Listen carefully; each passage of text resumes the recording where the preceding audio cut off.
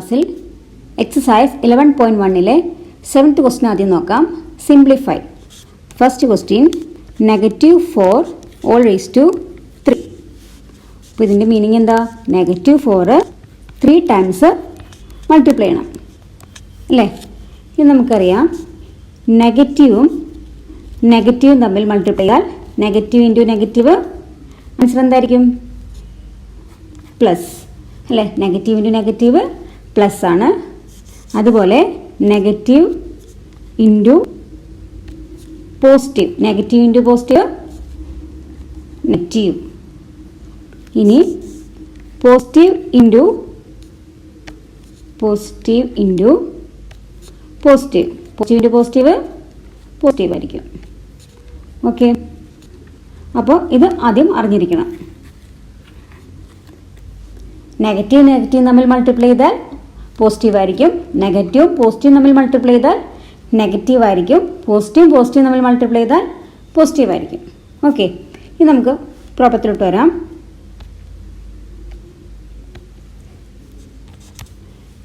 -4 into -4, -4 into -4. അപ്പോൾ 4 into 4 എന്താ? 16. അപ്പോൾ നെഗറ്റീവ് ഇൻറ്റു നെഗറ്റീവ് പോസിറ്റീവ്, അപ്പോൾ പോസിറ്റീവ് 16 കിട്ടി. ഇനി അതേ ഇൻറ്റു -4 അല്ലേ? -4. അപ്പോൾ 16 ഇൻറ്റു 4 എന്താ? 64. ഇനി ഇവിടെ പ്ലസ് ആണ് അല്ലേ? ഇവിടെ പോസിറ്റീവ് സൈൻ ആണ്, ഇവിടെ നെഗറ്റീവ് ആണ്. പോസിറ്റീവ് ഇൻറ്റു നെഗറ്റീവ് എന്താ നമ്മൾ പറഞ്ഞത്? നെഗറ്റീവ്. അപ്പോൾ answer is -64. Second question -3 into -2 all raised to 3. -3 into -2 എത്ര ടൈംസ്? 3 ടൈംസ് മൾട്ടിപ്ലൈ ചെയ്യണം അല്ലേ? 3 ടൈംസ്. അപ്പോൾ -2 ഇൻറ്റു -2 ഇൻറ്റു -2. ഇനി -3 ഇൻറ്റു -2. അപ്പോൾ 3 ഇൻറ്റു 2 6 ആണ്. ഇവിടെ മൈനസ്, ഇവിടെ മൈനസ്. അപ്പോൾ മൈനസ് ഇൻറ്റു മൈനസ് എന്താ പറഞ്ഞത്? പോസിറ്റീവ്. ഇവിടെ പോസിറ്റീവ് 6. ഇനി ആ പോസിറ്റീവ് 6 ഇൻറ്റു അടുത്തെന്താ? -2. അപ്പോൾ പോസിറ്റീവ് 2ൻ്റെ ഒപ്പം -2നെ മൾട്ടിപ്ലൈ ചെയ്യണം. അപ്പോൾ നമുക്ക് എത്ര കിട്ടും? 2 ഇൻറ്റു 6 12. ഇവിടെ പ്ലസും ഇവിടെ മൈനസും ആണ്. അപ്പോൾ ഇവിടെ മൈനസ് ആയിരിക്കും അല്ലേ? ഇനി ഇവിടെ എന്തുണ്ട് അടുത്തത്? -2. ഈ സംഖ്യനെ എന്തുകൊണ്ട് മൾട്ടിപ്ലൈ ചെയ്യണം? ഈ -2 കൊണ്ട് മൾട്ടിപ്ലൈ ചെയ്യണം. നെക്സ്റ്റ് ഈ 2 കൊണ്ടല്ല മൾട്ടിപ്ലൈ ചെയ്യണം, അതാണ് -2. അപ്പോൾ നമുക്കറിയാം ഇവിടെ 12 ഇൻറ്റു 2 24. ഇവിടെ മൈനസ്, ഇവിടെ മൈനസ്. ഇപ്പോൾ മൈനസ് ഇൻറ്റു മൈനസ് പോസിറ്റീവ്, അതായത് പോസിറ്റീവ് 24. അത് നമുക്ക് 24 എന്ന് എഴുതാം അല്ലേ? സാധാരണ നമ്പേഴ്സ് എല്ലാം പോസിറ്റീവാണ്.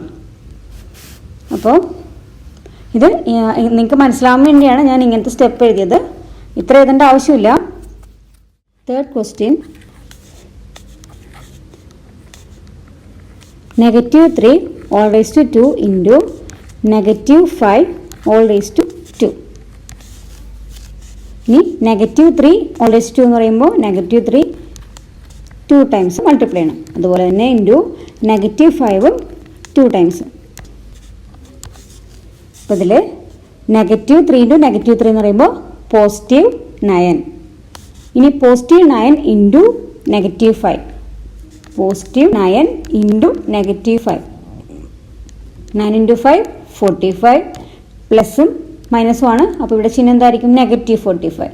ഇനി -45 ഇൻറ്റു -45, -5. ഇവിടെ -45 കിട്ടി. അതിൻ്റെ ഒപ്പം എന്ത് മൾട്ടിപ്ലൈ ചെയ്യണം? -5. അപ്പോൾ 45 ഇൻറ്റു 5 എത്രയാ? 45 ഇൻറ്റു 5 നോക്കാം. 25 2 20 22 225. അപ്പോൾ ആൻസർ 225. ഇനി ചിഹ്നമല്ല നോക്കേണ്ടത്. ഇവിടെ മൈനസ് ആണ്, ഇവിടെ മൈനസ് ആണ്. അപ്പോൾ മൈനസ് ഇൻറ്റു മൈനസ് പ്ലസ് 225.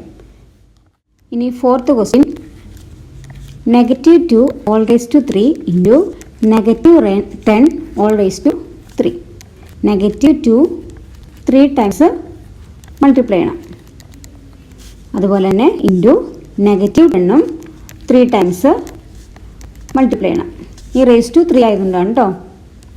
ഇനി -2 ഇൻറ്റു -2. അപ്പോൾ -2 ഇൻറ്റു 2 4 ആണ്. ഇവിടെ നെഗറ്റീവും ഇവിടെ നെഗറ്റീവ്. ഇവിടെ നെഗറ്റീവ്, ഇവിടെ നെഗറ്റീവ്. അപ്പോൾ എന്തോരും? +4. ഇനി നെക്സ്റ്റ് എന്താ? -2 കൊണ്ട് വീണ്ടും മൾട്ടിപ്ലൈ. അപ്പോൾ ഈ +4നെ -2 കൊണ്ട് മൾട്ടിപ്ലൈ ചെയ്യുമ്പോൾ 8 കിട്ടും. ഇവിടെ പ്ലസും മൈനസും ആകുമ്പോൾ ഇവിടെ മൈനസ്. ഓക്കെ, ഇനി നമ്മൾ പറഞ്ഞു ഇവിടെ -8 ആണ്. അടുത്ത -8നെ -10 കൊണ്ടാണ് മൾട്ടിപ്ലൈ ചെയ്യേണ്ടത്. -10. അപ്പോൾ 8 × 10 എന്താ? 80 അല്ലേ? ഇനി ഇവിടെ നെഗറ്റീവ്, ഇവിടെ നെഗറ്റീവ്. അപ്പോൾ നെഗറ്റീവിൻ്റെ നെഗറ്റീവ് നമ്മളോട് അറിയാം നമുക്ക് +80. ഇനി ആ 80യുടെ ഒപ്പം എന്ത് മൾട്ടിപ്ലൈ ചെയ്യണം? -10 ഇൻറ്റു -10. അപ്പോൾ 80 × 10 എന്ന് പറയുമ്പോൾ 800. ഇവിടെയും പ്ലസും ഇവിടെ മൈനസും ആണ്. അപ്പോൾ ഇവിടെ ആൻസറിൽ എന്തായിരിക്കും? Plus into minus minus. ഇനി 800 കിട്ടി. 800ൻ്റെ ഒപ്പം എന്താ ഇൻറ്റു ചെയ്യേണ്ടത്? ഇനി -800ൻ്റെ ഒപ്പം ഇൻറ്റു -10 അല്ലേ? അപ്പോൾ നമുക്ക് എന്തിട്ട് ആൻസർ?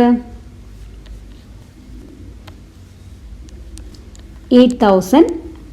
അതുപോലെ ഇവിടെ നെഗറ്റീവ്, ഇവിടെ നെഗറ്റീവ്. ഇപ്പം നെഗറ്റീവ് ഇൻറ്റു നെഗറ്റീവ് പോസിറ്റീവ് 8000. അപ്പോൾ ആൻസർ ഈസ് 8000. നിങ്ങൾക്ക് മനസ്സിലാവാൻ വേണ്ടിയാണ് ഞാനിങ്ങനെ സ്പ്ലിറ്റ് ചെയ്ത് കാണിച്ചു തന്നത് കേട്ടോ.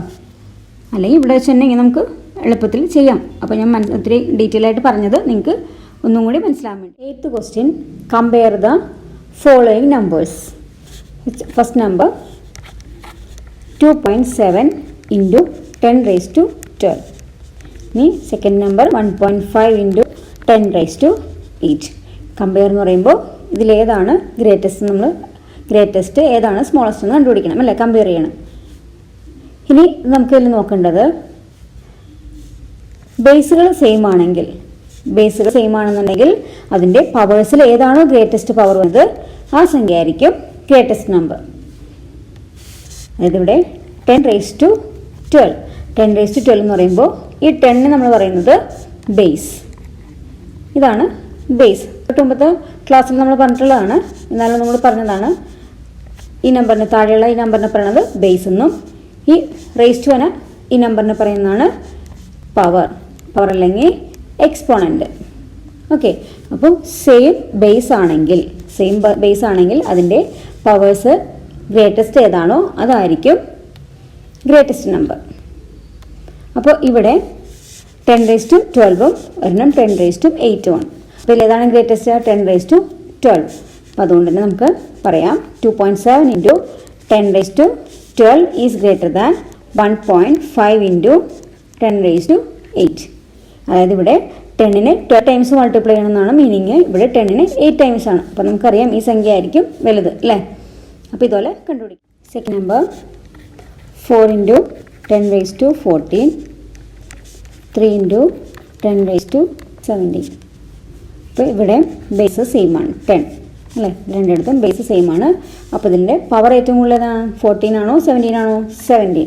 സോ നമുക്ക് പറയാം 3 × 10⁻17 is greater than 4 × 10⁻14. Okay, compare എന്ന് പറയുമ്പോൾ നമുക്കിതുപോലെ ഗ്രേറ്റസ്റ്റ് അല്ലെങ്കിൽ സ്മോളസ്റ്റ് ഈക്വൽ ഇതിലേതെങ്കിലും ആണോ എന്നാണ് കണ്ടുപിടിക്കേണ്ടത്. അപ്പോൾ ഇന്നത്തെ എൻ്റെ ഈ ക്ലാസ് നിങ്ങൾക്ക് ഇഷ്ടമായാൽ നിങ്ങൾ എൻ്റെ ഈ ചാനൽ സബ്സ്ക്രൈബ് ചെയ്യുക, നിങ്ങളുടെ ഫ്രണ്ട്സിന് ഷെയർ ചെയ്യുക. Okay, thank you.